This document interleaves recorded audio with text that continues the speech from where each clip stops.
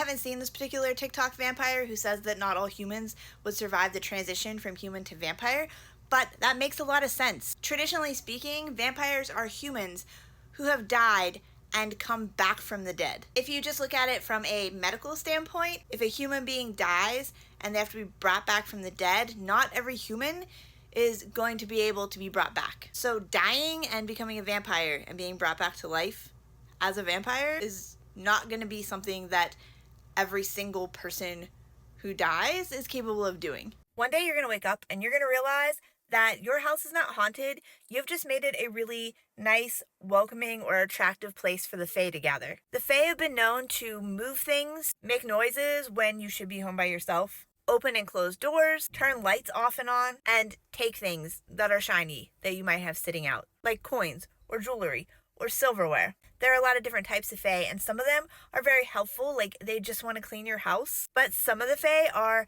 terrifying, like the ones in the movie Don't Be Afraid of the Dark. So if you think your house is haunted and you have tried everything to get rid of the haunting, you may not have a haunting problem, you may have a Fae problem. What do rabbits, the dead, and the moon all have in common? Have you ever had a lucky rabbit's foot? Whenever I was a kid, I had one, and I don't even know where it came from. I think I got it from like a fundraiser prize. A rabbit's foot is supposed to be lucky, but did you know you could have an extra special, super mad lucky rabbit's foot? There are not one, not two, but three qualifiers for it to be like this extra special magical rabbit's foot. Firstly, the rabbit that the rabbit's foot came from had to have been caught or 86'd in a graveyard. Number two, the person who caught or 86'd the rabbit has to be a person who is cross-eyed. And number three, the rabbit had to have been caught or 86'd on the new moon, the full moon, or Friday the 13th. If the rabbit was captured or 86 on a Friday the 13th that fell on a new moon or a full moon, that is like next level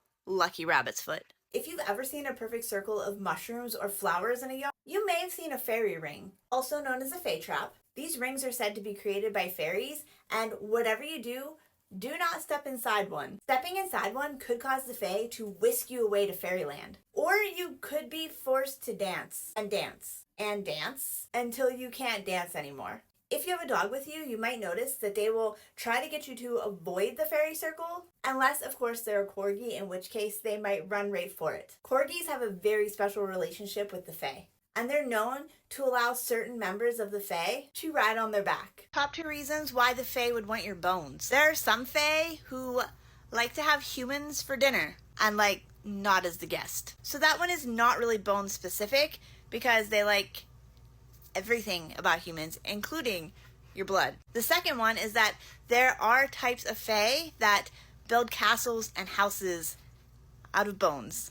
I have 2 spooky stories for you about mimics. If you don't know what mimics are, they are creatures that live in the Appalachian forests and certain other forests around the world. And they can literally mimic the voice of anybody that you know, including yourself. One time I was leaving for work, and it was probably 3:30 in the morning. It was completely dark outside, and as I stepped out onto the porch, I pulled the door shut behind me and made sure it was locked. I took 2 steps down when I heard my husband call my name from behind me. So I assumed I had forgotten something, because I always forget something. But when I turned around, the door was still closed. I ran to my car as fast as I possibly could, because I live in an area that is right beside a forest, and I wasn't trying to mess with any mimics at 3 o'clock in the morning. The second story belongs to a friend of mine, but I have permission to share it. One day she was in her house in her kitchen, and her back porch is off of her kitchen. Her granddaughter was at the house, and she was going to go outside to spend time with another family member who was outside working on a vehicle.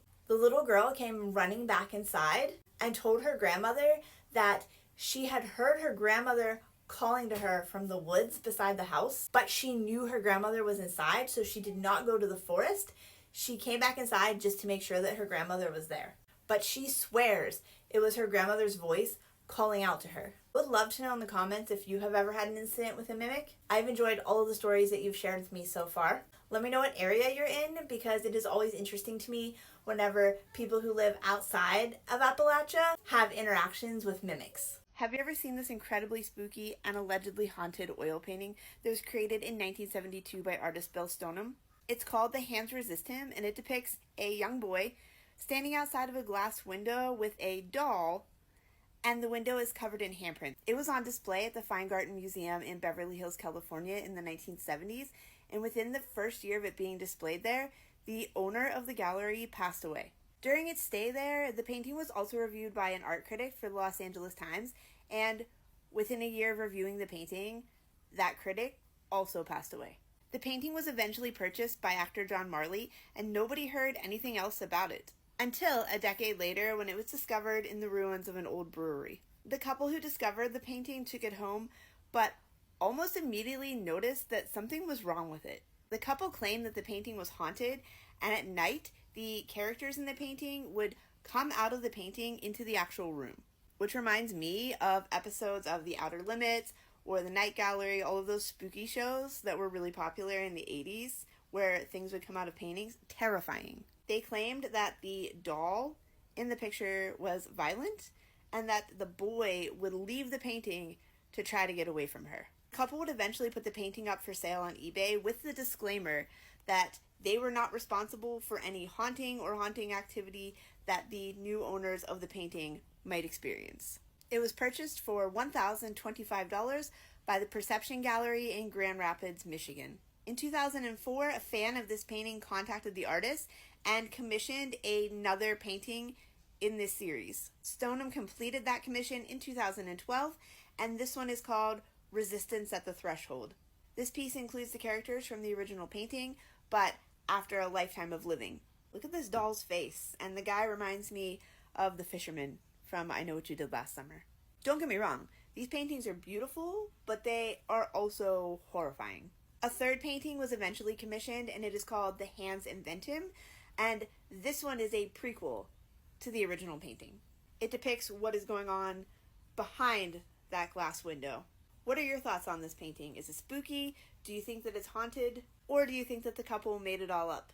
I agree with you a little bit, but for every video that you see online nowadays that you're like, that is obviously a fake haunting, or a fake poltergeist, or a fake whatever. How many videos have you seen where you're like, is this fake? Could this be real? And it's the question, it's the doubt that some videos create that turn them into modern pieces of folklore. Take the movie The Fourth Kind, for example. When that movie came out, I worked in a video store, and I cannot tell you how many people came in and tried to convince me that that movie was based on actual events. That all of the real video clips in the film were actually real video clips. The marketing for that film did something that I had not really seen since the Blair Witch Project came out. Before the Blair Witch movie even ever came out, they created so much folklore about the Blair Witch that when the movie came out, when people went to research it, they were like, wow, this is obviously real. This is based on real things, even though it wasn't. So I don't think that us having cameras and technology